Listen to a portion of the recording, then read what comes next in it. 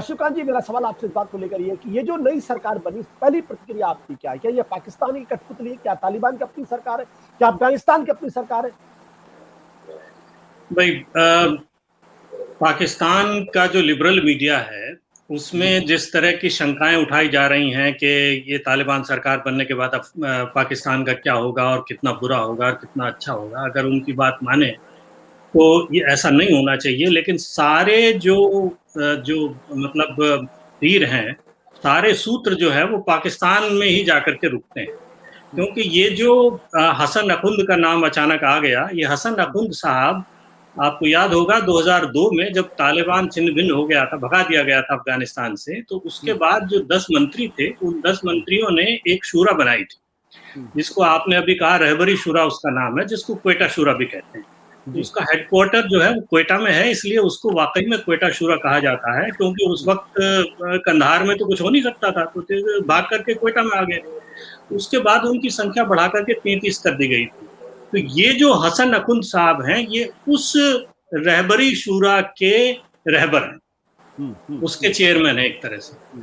तो आप ये मान सकते हैं कि 1996 से 2001 की जो आपकी तालिबान सरकार थी उसकी कंटिन्यूटी हुई, क्योंकि ये उसी क्वेटा शूरा के चेयरमैन है जिनको आपने जो है प्रधान पद दे दिया। इसी पद के लिए, प्रधानमंत्री के पद के लिए सरकुटंबल हो रहा था, इसीलिए इतनी देर लग रही थी। बल्कि खबरें यहाँ तक है कि हाथापाई हुई थी लोगों में आपस में, अपनी अपनी जो कबायली समर्थन है उसको लेकर के दावे पेश किए जा रहे थे कि मुझे प्रधानमंत्री बनाइए, मुझे ये पद चाहिए, मुझे ये पद चाहिए। और दूसरे उसके बड़े दावेदार थे सिराजुद्दीन हक्कानी, जो कि हक्कानी नेटवर्क के सरबराह है।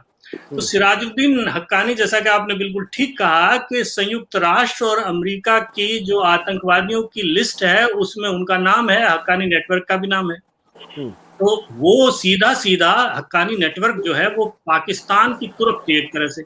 जब भी अफगान सरकार में या अफगान तालिबान में अंदर कुछ उथल पुथल करानी होती थी तो हक्कानी नेटवर्क से, जो भी मतलब इंडियन एम्बेसी वगैरह पर भी जो अटैक हुआ था हक्कानी नेटवर्क ने किया था। तो वो आदमी जो है वो आपने गृह मंत्री बना दिया उसको, अगर डिप्टी का पोस्ट उसको चाहिए थी या प्रधानमंत्री वो बनना चाह रहा था, लेकिन फिर भी सबसे पावरफुल प्रधानमंत्री के बाद पोस्ट है उसकी है ना।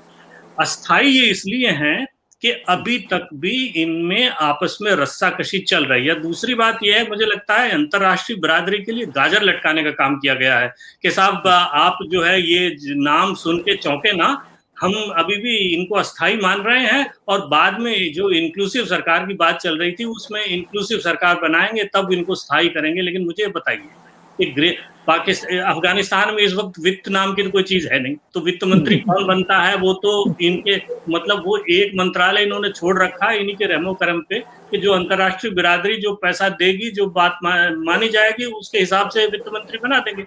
जो सबसे ज्यादा पावरफुल पोस्ट है वो तो डिफेंस मिनिस्टर की होगी या गृह मंत्री की होगी या प्रधानमंत्री की होगी या उप प्रधानमंत्री की होगी। उप प्रधानमंत्री जो है वो इनके वकालत करेगा बाहर जाकर के, तो वो सारे के सारे तो आपने भर दिए।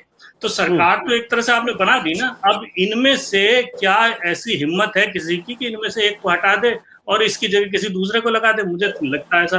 तो ये पूरी तरह से पाकिस्तान में पुष्पित पल्लवित सरकार इस वक्त नजर आ रही है। बेशक पाकिस्तानी मीडिया इसे माने न माने, हम इसे मानने को तैयार हो ना हो, लेकिन सारे के सारे सूत्र जो है वो तो वहीं जा रहे हैं। बिल्कुल। अपने दर्शकों को बता दूं, जो इस वक्त हमारे पास ताजा जानकारी आ रही है उसके मुताबिक जो ये तालिबान की सरकार बनी है उसमें कुल 33 मिनिस्टर्स हैं। 33 मिनिस्टर्स का चयन किया गया है, जिसमें फाइनेंस मिनिस्टर के नाम पे है मुल्ला हिदायतुल्लाह। मैं तो नहीं जानता, नहीं तो इसलिए मेरे लिए टिप्पणी करना भी ठीक नहीं होगा क्योंकि इनका परिचय क्या है, इनका प्रोफाइल क्या है। लेकिन मुल्ला हिदायतुल्लाह साहब जो उनके फाइनेंस मिनिस्टर हैं, इंफॉर्मेशन मिनिस्टर जयबुल्ला मुजाहिदीन है जो दरअसल स्पोक्स पर्सन है और काफी दिनों से टीवी पर दिखाई पड़ रहे हैं।